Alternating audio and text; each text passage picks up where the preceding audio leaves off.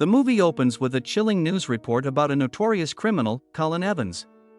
Once the prime suspect in the horrifying disappearance and presumed murder of 5 young women, Colin was arrested, but managed to slip through the fingers of law enforcement, evading capture for months.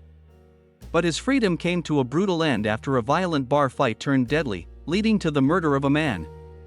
Though the 5 women's fates were never officially tied to him, Colin was convicted for the bar killing and sentenced to 15 years in prison. Now, after serving just 5 years, this dangerous man is eligible to request parole. In the present, Colin is at the courthouse, giving testimony to the parole board members. He claims that bar fights often get out of hand, and he could have easily died that day. He also expresses his regret for that man's death, saying he's now a humble and changed man. Unfortunately, his carefully crafted facade cracks when one of the board members, a doctor, steps in. He reveals that Colin is a skilled liar, extremely intelligent, who becomes violent whenever things do not go his way. Moreover, the doctor highlights the bar fight, where Colin beat the guy to death, simply because the man looked his girlfriend in the eye. Upon hearing this, an upset Colin tries to intervene but is ordered to sit down. The doctor lets other members decide freely, but mentions that the families of the 5 women are gathered outside, praying that Colin will not be released. This makes Colin even angrier and, in the end, the chairman informs Colin that the vote must be unanimous, and his parole will not be reconsidered for another 5 years. Later, Colin is being transported back to prison in a van, accompanied by a guard and a driver. But on the way, he appears to have a bloody nose and asks for help. The guard approaches to give him a tissue, but Colin seizes the opportunity to grab his gun and point it at his head. The driver, now on high alert, immediately draws his own weapon, but Colin calmly tells him to put the gun down, saying he doesn't want any trouble, he just wants to get out of here. Hearing this, the terrified driver complies and sets the gun down. But unfortunately,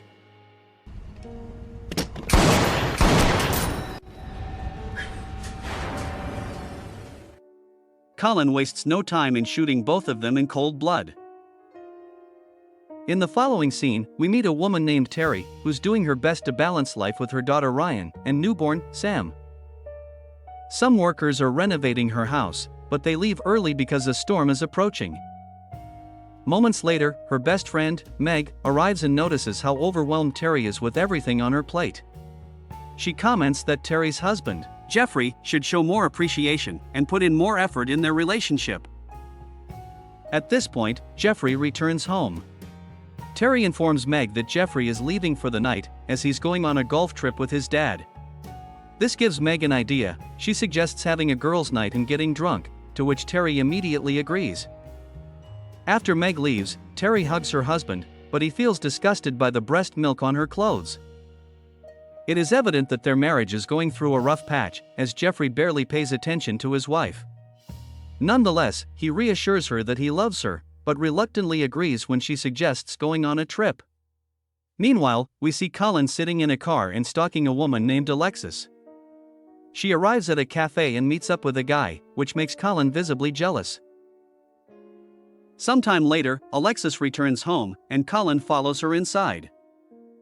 Shock washes over her, and it turns out the two were lovers before he went to prison.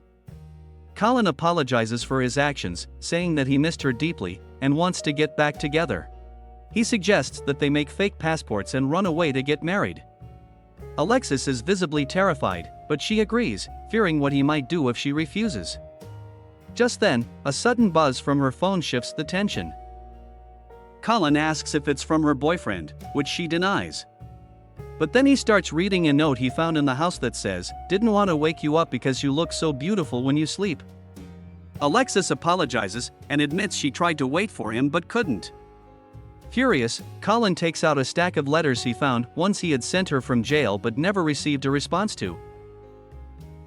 Fearing for her life, Alexis grabs her phone and rushes upstairs, with Colin hot on her heels. She enters her bedroom and frantically tries to call the cops, but Colin catches up and throws the phone away. He starts accusing her of dating other people while he was locked away in prison. Finally, an overwhelmed Alexis yells that she has been with other men, and slept right in this bed. This makes Colin erupt with anger, and her voice begins ringing in his head. Colin then apologizes, expressing how much he missed her. But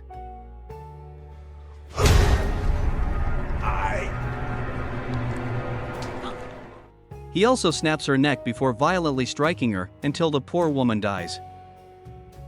Later that night, a heavy storm begins to brew, and we see Colin driving through the pouring rain. He recalls what the doctor said earlier in the courtroom, which intensifies his anger. This causes him to lose control of his vehicle and crash into a tree. Colin, who is slightly injured, steps out of the car. The vicious man begins walking through the storm until he comes across a house. Elsewhere, we see Terry preparing dinner at her house when she hears the doorbell ring. She goes to open the door and is shocked to see this strange man, who is none other than Colin. He explains that he got into a minor accident and asks for her phone to call a tow truck. Being kind, Terry gives him a phone, and Colin pretends to call someone. He then explains that the truck will take some time to arrive, and decides to wait outside in the rain.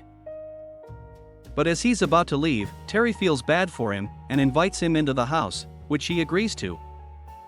Terry notices a wound on his forehead and grabs a first aid kit to treat it. She even introduces him to her daughter, and Colin asks if she's her only child. Terry reveals that she also has a little boy, Sam, who is sleeping in the nursery. While she is treating his injuries, he asks about her husband, and Terry lies, claiming that he will be home shortly. Afterward, Terry gives Colin dry clothes, and he asks about her husband's profession. She reveals that he's a lawyer, and they met in law school.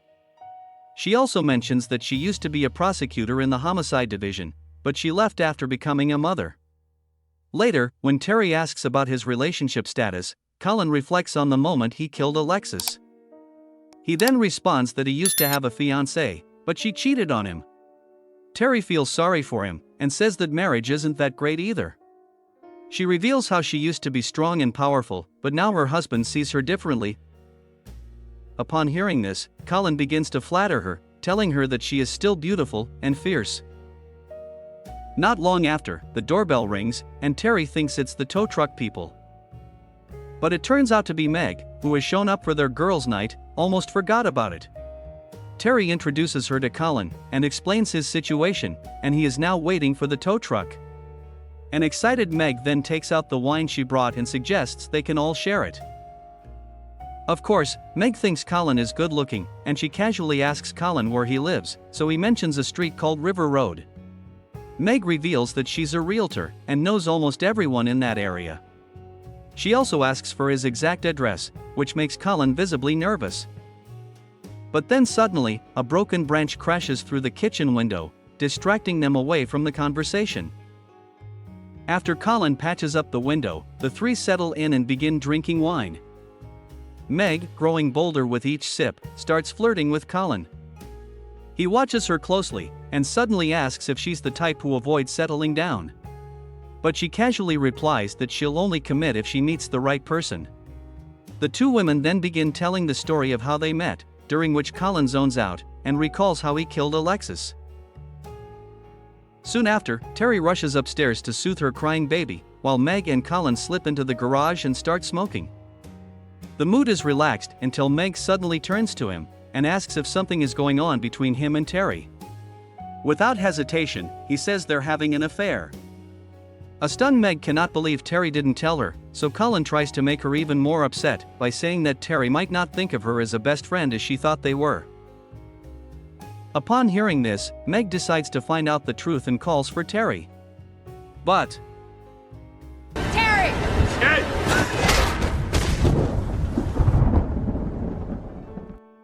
Colin suddenly attacks her with a shovel and silences her forever. Not long after, when Terry comes downstairs, Colin tells her that Meg didn't want to stay and just left. A surprised Terry wonders if her friend was upset and decides to call her. But then, her eyes land on Meg's umbrella, which is still at the house. A cold dread creeps up her spine, but she forces herself to stay calm. Terry then heads to the kitchen to call the cops, but to her disbelief, the landline isn't working. Turns out Colin has unplugged all the wires. Even worse, she notices that he has taken all the knives. At this moment, all the lights in the house suddenly go out. Terry calls out for Colin, but he is nowhere to be seen. When the lights return, the first thing she does is rush to check on her kids. Baby Sam is fine, but she finds Colin playing with Ryan in her room. Terry also notices the gun behind him and urges him to leave her daughter alone. While putting Ryan to bed, Terry sees that Colin has given her daughter a necklace as a gift. She throws it back at the psycho and leads him out of the room. While the two are heading downstairs, Terry grabs a fire extinguisher and uses every ounce of her strength to attack Colin from behind. She rushes upstairs to grab her kids, but the psycho gets up and immediately orders her to put the kids back down, which Terry has no choice but to oblige. Following this, Colin points a gun at her and forces her to go to the bathroom with him. He then strips naked and calmly cleans himself up in front of her. Afterward, he grabs some clothes from the closet and urges Terry to put them on. He also threatens her with the gun and humiliates her by forcing her to undress. Moments later, while Colin grabs something to wear,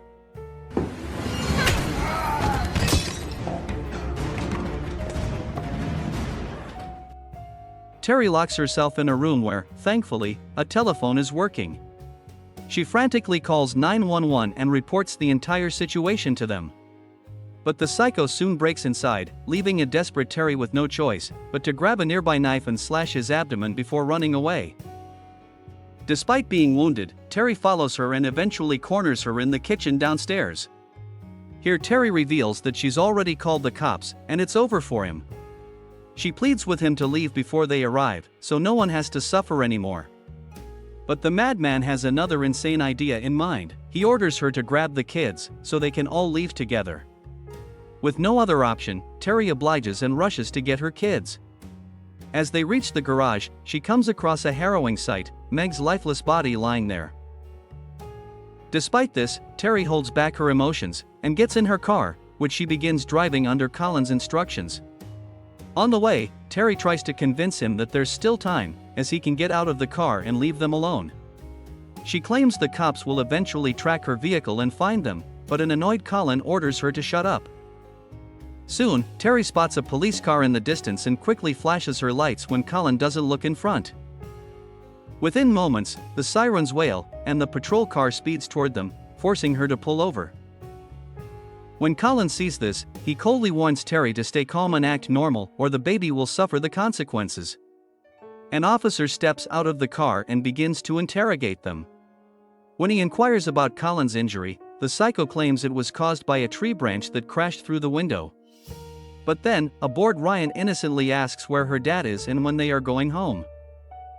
The cop senses that something is definitely wrong, and asks Terry to step out of the car for a conversation. He then questions what's happening, but a frightened Terry claims that the man is actually her lover, and they're planning to spend time together since her husband is out of town. The cop says it's none of his business, but advises her not to involve the kids in this. He then asks if she deliberately flashed her lights to get his attention, and if her life is in danger. Meanwhile, Colin places Sam in the car seat and starts preparing his gun.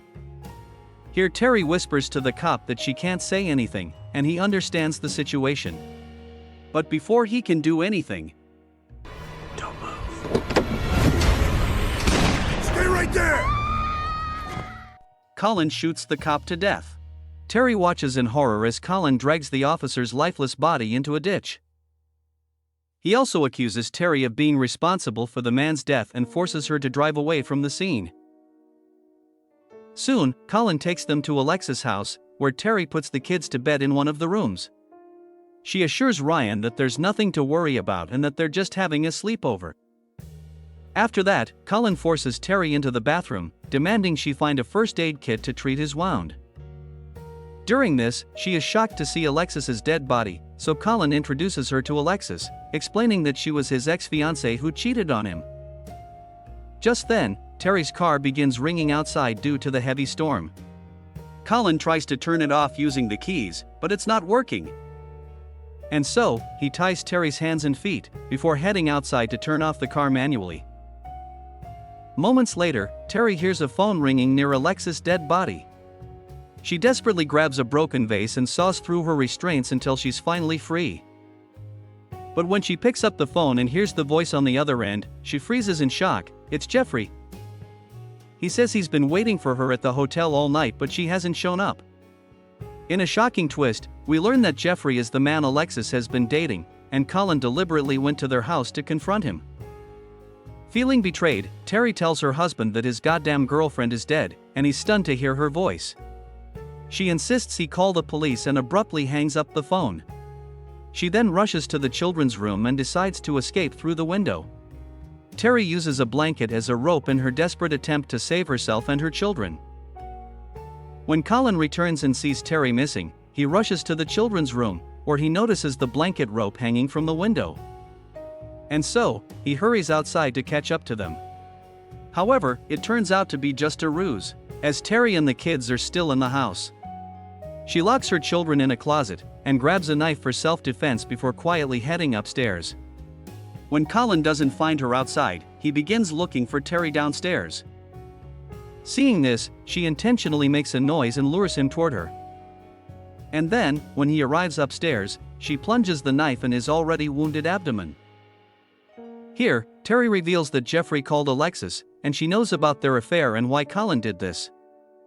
Just as he demands to know where Jeffrey is, Ryan suddenly appears, and Terry kicks his balls. The two get into an intense fight and, as he attempts to strangle her, Terry uses an object to knock him unconscious. But as the woman tries to leave, Colin wakes up again and grabs her feet.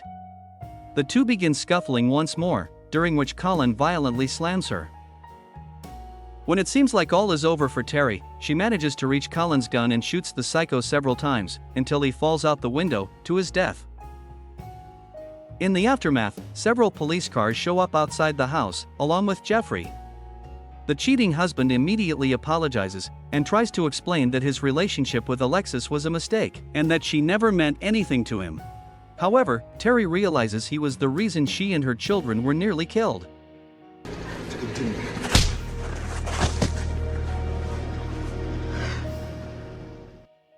The poor woman then walks away, finally ending their marriage for good. In the final scene, some time has passed, Terry and the kids are moving into a new house. Just then, a nanny bearing a resemblance to Meg arrives to take the kids to the park. We see that Terry has finally regained control of her life, and is returning to her profession, reclaiming her strength and independence.